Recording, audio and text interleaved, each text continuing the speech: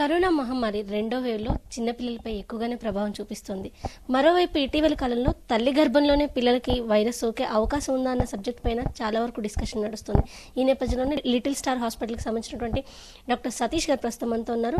మరిన్ని వివరాలు ఆయన మాటలు తెలుసుకుందాం. సార్ నమస్తే సార్. సో తల్లి గర్భంలో ఉన్నప్పుడే పిల్లలకి వైరస్ సోకే అవకాశం ఏ మేరకు ఉంది? ఇటీవల మీరు ఒక కేసు చూశారు, దానికి సంబంధించిన వివరాలు ఏంటి? సో మీరు రెండు ప్రశ్నలు అడిగారండి. Answer to your first question ఏంటంటే ఎస్, తల్లి గర్భం నుంచే కూడా పిల్లలకి వ్యాధి సోకే అవకాశం ఉంది. అండ్ ఈ వ్యాధి పోయిన సంవత్సరం చూసినట్టయితే ఏమాత్రం రుజువులు లేవు, ప్రూఫ్ లేదు. అండ్ ఇటువంటి కేసెస్ కూడా ప్రపంచవ్యాప్తంగా కూడా ఎక్కడ లేవు. కానీ 2020 నుండి 2021కి చూసినట్టయితే ఎస్, మీరు అన్న క్వశ్చన్, తల్లి గర్భంలోనే పిల్లలకి ఈ కరోనా వ్యాధి సోకే అవకాశం ఉంది. ఇప్పుడు రుజువుతోటి బయటపడుతుంది అది. అంటే మనం గతంలో ఒక కేసు చూసాను, ఫారెన్కి సంబంధించి వాళ్ళు వ్యాక్సిన్ తీసుకున్నప్పుడు యాంటీబాడీస్ బేబీ అంటే పుట్టిన బేబీలో యాంటీబాడీస్ ఉన్నాయి అని చెప్పేసి. సో ఇది కూడా ఆ రకమే అనుకోవచ్చా, లేదంటే వైరస్ ట్రాన్స్మిట్ అవ్వడం వల్ల తల్లి గర్భంలో ఉన్నప్పుడు పిల్లలకి యాంటీబాడీస్ ప్రొడ్యూస్ అయ్యే అవకాశం ఉందా? మంచి ప్రశ్న అండి. యాంటీబాడీస్ వెళ్ళడం, కేవలం యాంటీబాడీస్ వెళ్ళడం వేరు, వ్యాధి సోకటం వేరు. సో ఉట్టి యాంటీబాడీస్ వెళ్ళి అది they are supposed to be protective అనుకుందాం మనం. సో అటువంటి యాంటీబాడీస్ ప్రొటెక్టివ్ అయితే ఇంతకుముందు మీరు చెప్పినటువంటి ఎగ్జాంపుల్లో బేబీకి ఏమవుదు, ఎస్ మీరు అన్నట్టు వ్యాక్సిన్ వలన వచ్చిందని అనుకోవచ్చు. కానీ ఇక్కడ మనం క్లియర్ కట్గా మనం మాట్లాడేది ఏంటంటే వర్టికల్ ట్రాన్స్మిషన్. ఆ వర్టికల్ ట్రాన్స్మిషన్ వలన చిన్నపిల్లలకి, చంటి పిల్లలకి, గర్భస్థు శిశువులకి వాళ్ళకు వచ్చినటువంటి ఇబ్బందుల గురించి మాట్లాడతాం. సో ఇది కంప్లీట్గా డిఫరెంట్, ఎందుకంటే దానికి వ్యత్యాసాలు చాలా ఉన్నాయి. సార్, అయితే ఇటీవల మీరు ఒక కేసు స్టడీ చేశారు అండి. ఇందాకే చెప్తున్నారు తల్లి గర్భంలో ఉన్నప్పుడే పిల్లలకి వైరస్ సోకుతుందానికి ప్రూఫ్లు ఉన్నాయి అని చెప్పేసి.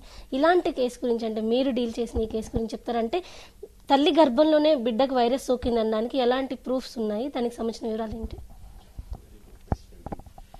ఇది నేను ఇందాక చెప్పినట్టు పోయిన సంవత్సరంలో దెర్ ఈజ్ నో ప్రూఫ్, పెద్ద ప్రూఫ్స్ లేవు.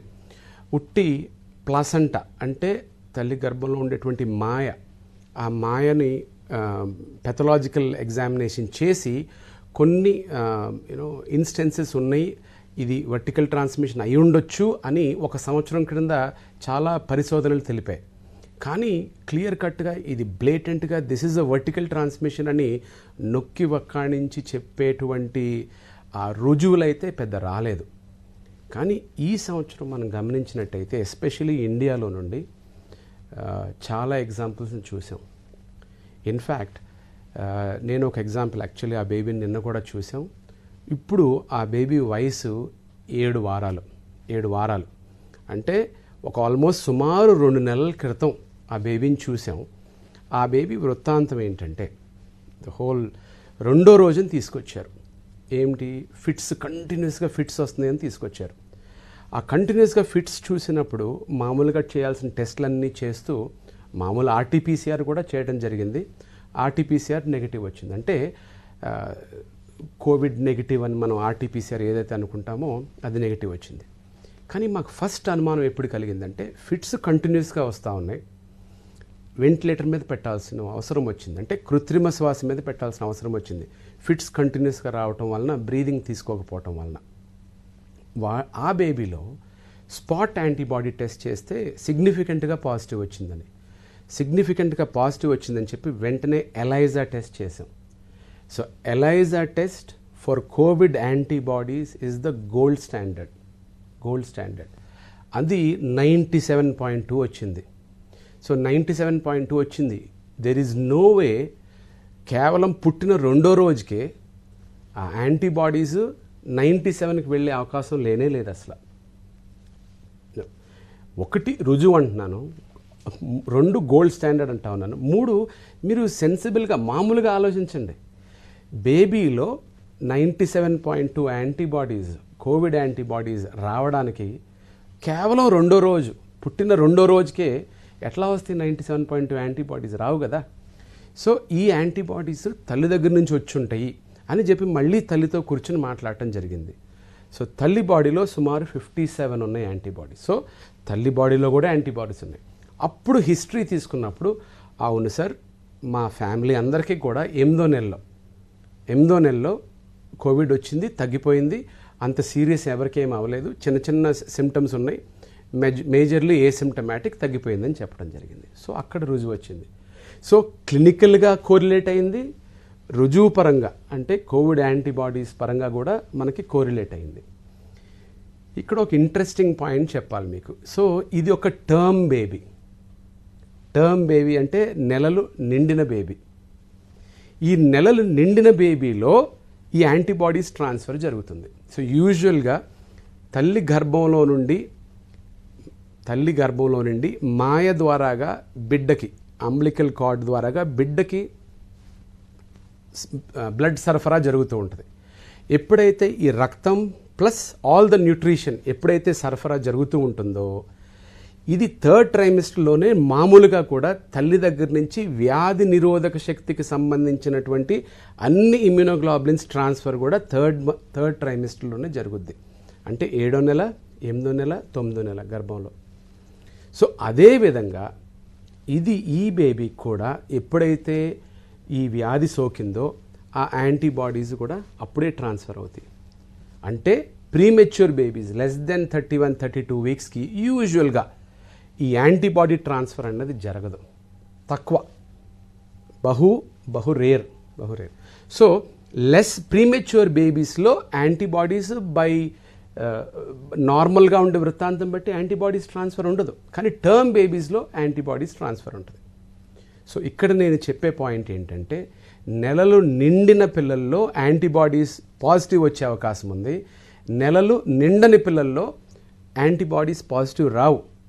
నా ఇంకొక ఎగ్జాంపుల్. సో ఏదైతే మీకు ఇందాకైతే చెప్పానో ఈ బేబీది it is a vertical transmission, confirmed vertical transmission. ఇప్పుడు బేబీ వయసు సుమారు 2 నెలలు. అంటే మన ఆంధ్ర తెలంగాణ రీజియన్లో this is the first baby. కానీ మన దేశంలో ఇది మొట్టమొదటి బేబీ కాదు. ఎందుకంటే 2 నెలల క్రితం ఈ బేబీకి సంబంధించిన వైద్యం చేసేటప్పుడు నేను నా కొలీగ్ డాక్టర్స్, మహారాష్ట్రలో ఉన్న డాక్టర్స్ తోటి, అటు సూరత్లో ఉన్న డాక్టర్స్ తోటి, ముంబైలో ఉన్న డాక్టర్స్ తోటి అండ్ పూణేలో ఉన్న డాక్టర్స్ తోటి మాట్లాడితే అక్కడ సుమారు 10-12 కేసెస్ ఉన్నాయి. సో ఇది కొత్త కాదు. ఎస్, మన ఏపీ తెలంగాణలో ఇది ఫస్ట్ బేబీ అయి ఉండొచ్చు. సో అది ఒక పాయింట్. సో ఇది కన్ఫర్మ్డ్ వర్టికల్ ట్రాన్స్మిషన్. సార్, అయితే మీరు ఇందాక మొదటి విషయానికి వద్దాం. మీరు ఇందాక మాట్లాడుతూ బేబీకి పుట్టిన 2వ రోజుకి యాంటీబాడీస్ వచ్చే అవకాశం లేదు అన్నారు. సాధారణంగా వైరస్ సోకిన ఎంతకాలం తర్వాత IgM కావచ్చు, IgG యాంటీబాడీస్ ఉంటాయి. ఈ ఎలిజా టెస్ట్లో ఏ యాంటీబాడీస్ని ప్రధానంగా గుర్తిస్తారు? ఎలిజా టెస్ట్ బట్టి IgG, IgM ఒకటి, అండ్ వృత్తాంతం అంటే what is the time lines of the disease. First disease వచ్చినప్పుడు దట్ ఈస్ కాల్డ్ 0 డే. అంటే మీకు ఏ రోజైతే జలుబు, దగ్గు, బాడీ పెయిన్స్, జ్వరం వచ్చిందో దాన్ని డే 0 అని పిలుస్తాం. సో డే జీరో అనగా ఆ ఫస్ట్ సిమ్టమ్స్ మొదలైన మొట్టమొదటి రోజు నుంచి ఇంకొక వారం రోజుల వరకు వైరస్ ఏమవుతుందంటే రెప్లికేషన్ అవుతూ ఉంటుంది, వైరస్ మల్టిప్లై అవుతూ ఉంటుంది బాడీలో. సో దాన్ని మైనస్ చేసుకుంటే బాడీలో ఎంటర్ అయినటువంటి దాన్ని ఇంక్యుబేషన్ పీరియడ్ అంటాం. అంటే -5 ఆర్ -7 to 0. సో 0 రోజున సిమ్టమ్స్ వచ్చినాయి. మీకు సిమ్టమ్స్ రాకముందే కూడా మీ ఒంట్లో వైరస్ ప్రవేశించింది. సో ఇంక్యుబేషన్ పీరియడ్లో కూడా మీరు డిజీజ్ని ట్రాన్స్మిట్ చేయొచ్చు. So -5 or -7 to day 0 is incubation period. ఏదైతే డే 0 ఉందో ఆ డే 0 వ్యాధి వచ్చిన మొట్టమొదటి రోజుని డే 0 అని పిలుస్తాం. నెక్స్ట్ 1 వీక్ కూడా వైరల్ రెప్లికేషన్ జరుగుద్ది. ఆ టైంలో IgM మొదలవుద్ది. అంటే మొట్టమొదటి వారంలో IgM మొదలయ్యి ఒక 2 నుంచి 3 వారాలు, మ్యాక్సిమం 4 వారాల లోపు IgM మెల్లగా తగ్గిపోతుంది. ఎప్పుడైతే 3వ వారంలో IgM తగ్గిపోవటం మొదలు పెడుతుందో 2-3 వారాల తర్వాత IgG మొదలవుతుంది. ఈ IgG అన్నది దీర్ఘకాలంగా ఉంటుంది, IgM అన్నది short lived. So IgM bodies పాజిటివ్గా ఉన్నట్టయితే దాని అర్థం ఏంటంటే ఈ మధ్య కాలంలో ఈ 2-3 వారాల్లో వ్యాధి వచ్చిందని అర్థం. ఐజీజీ ఉంది అని అర్థం. దాని అర్థం ఏంటంటే ఒక సుమారు నెలన్నర క్రితం నుంచి ఇంకా దీర్ఘకాలంగా కూడా వెనకాల డిజీజ్ వచ్చిందని లెక్క. సో ఎలైజా టెస్ట్ అన్నది యాంటీబాడీస్ని గుర్తించడంలో గోల్డ్ స్టాండర్డ్. ఈ ఎలైజా టెస్ట్లో అటు మెయిన్గా ఐజీజీ టోటల్ యాంటీబాడీస్ చూస్తాం, ఐజీజీ కూడా చూస్తాం, అండ్ మిగిలినటువంటి ఐజీఎం అండ్ ఐజీఏ కూడా చూస్తాం. కానీ మెయిన్ థింగ్ ఇక్కడ చూసేది total antibodies and the IgG. మిగతాయి కూడా సబ్ క్లాసిఫికేషన్ కూడా చేయొచ్చు, కానీ main thing is total antibodies, COVID antibodies which are IgG and IgM put together majorly, and other antibodies కూడా ఉంటాయి, అండ్ ఈవెన్ ఐజీజీ సెపరేట్గా కూడా చేయొచ్చు మనం. ఇటీవల కాలంలో పిల్లల్లో మిస్సీ అనేది వస్తుంది. అసలు ఈ మిస్సీ అంటే ఏంటి? తల్లి గర్భంలో ఉండగా, అంటే ఇప్పుడు చాలా మంది ప్రెగ్నెంట్ లేడీస్ ఉన్నారు, ప్రెగ్నెంట్స్ కూడా వైరస్ బారిన పడుతున్నారు. మీరు ఇందాక అన్నట్టు ప్రీ టర్మ్ బేబీస్లో బహుశా ఇది తెలియకపోయి ఉండొచ్చు. వాళ్ళు కూడా ఈ మిస్సీ బారిన పడే అవకాశం ఏ మేరకు ఉంది? మిస్సీ అంటే ఏంటో or multi system hyper inflammatory syndrome అని ఏంటో తెలుసుకునే ముందు ఫస్ట్ చిన్నపిల్లల్లో కోవిడ్ ఎట్లాగా ప్రెజెంట్ చేస్తుంది చాలా ఇంపార్టెంట్గా తెలుసుకోవాలి. నంబర్ 1 అన్నిటికన్నా ముఖ్యమైనది, ఈ మిస్సీ అన్నది చిన్నపిల్లల్లో చాలా చాలా ఏసిమ్టమాటిక్గా సుమారు 85-90% మందికి పెద్ద సిమ్టమ్స్ లేకుండా చిన్నపాటి జలుబు దగ్గుతోటి 1 వారం 10 రోజుల్లో తగ్గిపోతుంది. ఇంట్లోనే హ్యాపీగా గంతులేస్తూ ఆడుకుంటూ ఉంటారు. సో మెజారిటీ ఈజ్ ఏసిమ్టమాటిక్, ఏమాత్రం తెలియకుండా కాలం గడిచిపోతుంది వాళ్ళకి. రెండో వెరైటీ వచ్చినట్టయితే ఎక్యూట్ కోవిడ్. ఎక్యూట్ కోవిడ్లో మోడరేట్ సిమ్టమ్స్ ఉంటాయి, సివియర్ సిమ్టమ్స్ ఉంటాయి. ఓకే, ఈ ఎక్యూట్ ఆర్ అడాలసెంట్స్లో ఎక్కువ చూసినటువంటి ఎక్యూట్ కోవిడ్లో ఇంచుమించు అడల్ట్స్లో చూసినటువంటి లక్షణాలతోటి moderate as well as severe కోవిడ్ని మనం చూస్తూ ఉంటాం. ఈ రెండో పద్ధతి కాకుండా మూడోది మనం ముఖ్యంగా చూసినట్టయితే ఈ మిస్సీ. ఈ మిస్సీని అర్థం చేసుకోవాలంటే ముఖ్యంగా మనం గమనించాల్సింది, ఈ పిల్లలకి ఒక సుమారు నెలన్నర క్రితం 4 to 6 weeks ప్రయర్ ఈ వ్యాధి వచ్చిన 4-5 వారాలు 6 వారాల క్రితమే కోవిడ్ వ్యాధి వచ్చింది. కానీ అందులో 80% మందికి కోవిడ్ ఉన్నట్టు కూడా తెలియదు అసలు. 80% మందికి. సో అటువంటి కోవిడ్ ఉన్నట్టు కూడా తెలియనటువంటి పిల్లలకి ఆల్మోస్ట్ 80% నేను చెప్పినట్టు ఈ పిల్లలు 1.5 month తర్వాత స్లోగా ఇప్పుడు సిమ్టమ్స్ని ప్రదర్శిస్తూ ఉంటారు. చాలా symptoms, high grade fever, rash, కాళ్ళు చేతులు కొంచెం వాపులు రావడం, నాలుక ఎర్రబడటం, లిప్స్ అన్నీ క్రాక్ అయిపోవడం, స్ట్రాబెరీ టంగ్ రావడం. ఓకే, సో విపరీతమైన కడుపులో నొప్పి రావడం, కంప్లీట్లీ ఒక్కోసారి షాక్లోకి వెళ్ళిపోవడం, కానీ పేలుగా ఇవన్నీ వ్యాధి లక్షణాలు మనకు తెలిసినవే. ఇవన్నీ కూడా సిమ్టమ్స్ కాకుండా ఈ యొక్క మిస్సీ 4వ పద్ధతి అని చెప్పేది, దిస్ ఈజ్ యువర్ నియోనెటల్ అంటే న్యూ బార్న్స్లో మనం చూసినటువంటి మిస్సీ. ఇది ఎక్స్ట్రాగా చెప్పాల్సిన అవసరం ఉంది, కొత్తది. సో ఎందుకంటే acute Covid different, Missy different. ఇక్కడ చాలామంది అసలు నేను ఇందాక చెప్పినట్టు 80% మందికి వచ్చినట్టు కూడా తెలియదు. 80% మందికి వచ్చినట్టు కూడా తెలియదు. కానీ వాళ్ళ హిస్టరీ తీసుకుంటే ఎస్ ఆ టైంలో కొంచెం జలుబు దగ్గు వచ్చింది, లేకపోతే కామన్గా చూసేది ఆ టైంలో ఇంట్లో ఫ్యామిలీ మెంబర్స్ అందరికీ కూడా కోవిడ్ పాజిటివ్ వచ్చింది కానీ బేబీ బాగానే ఉంది. సో ఇవి కామన్ హిస్టరీ. సో ఈ అంచనాలు, అది ఈ యొక్క సిమ్టమ్స్ని చూసుకుంటూ ఆ హిస్టరీ తీసుకున్నట్టయితే మనకి చక్కగా ప్రాబ్లం ఏంటనో తెలుస్తుంది. అయితే ఈ మిస్సీ రావడానికి ప్రధానంగా క్రితంలో అంటే 2 నెలల క్రితం ఏమో వైరస్ రావడం వల్లే అని చెప్తున్నారు, కానీ చాలా వరకు లక్షణాలు ఉండవు అని పిల్లల్లో అని చెప్తున్నారు. ఈ నేపథ్యంలో తల్లిదండ్రులు తమ పిల్లల్ని ఎలా కాపాడుకోవాల్సి ఉంటుంది? ఎందుకంటే ఇంత సివియర్ ఇబ్బందుల్ని పిల్లలు భరించలేకపోయి ఉండొచ్చు, కానీ రాకుండా చూసుకోవడం అనేది చాలా ముఖ్యమైన విషయం. ఎలా జాగ్రత్త పడవచ్చు? ఎవరైనా మీ ఇళ్లలో ఒకవేళ కోవిడ్ పాజిటివ్ ఉండి ఏసిమ్టమాటిక్గా ఉన్నా, ఆ టైంలో జలుబు దగ్గు ఉన్నా కూడా ఇది ముఖ్యంగా గుర్తుపెట్టుకోండి. చిన్నపిల్లల్లో ఇప్పుడు వచ్చి తగ్గిపోయినా కూడా ఒక నెలన్నర 2 నెలల లోపు ఈ ప్రాబ్లమ్స్ వాళ్ళకి మళ్ళీ బయటపడచ్చు. అంటే మీ ఇంట్లో అందరికీ కోవిడ్ వచ్చినా ఏసిమ్టమాటిక్గా ఉన్నా కూడా నెక్స్ట్ 1.5 month బేబీ గురించి ఆలోచించండి. ఓకే, డాక్టర్ గారు చెప్పారు ఇలాగా మనకు వచ్చినా కూడా పిల్లలకి ఒక నెలన్నర తర్వాత మళ్ళీ రావచ్చు వేరే వేరే ఇబ్బందులతోటి. అంటే keep it in your mind, number 1. Number 2, వ్యాధి లక్షణాలు ఏంటి, మీకు వచ్చినటువంటి ఒక నెలన్నర తర్వాత సిమ్టమ్స్ ఏమేంటి గుర్తించాలి. విరోచనాలే కదా అని ఊరుకోవద్దు, వెంటనే టెస్ట్ చేయించుకుని మిస్సీ సిమ్టమ్స్ ఉంటే మటుకు ఆ యొక్క యాంటీబాడీస్ కానీ ఇన్ఫ్లమేటరీ మార్కర్స్ కానీ వెంటనే టెస్ట్ చేయించాలి. ఇవి టెస్ట్ చేయించి అవి ఎక్కువ ప్రమాణంలో ఉంటే జాగ్రత్త తీసుకోవాలి.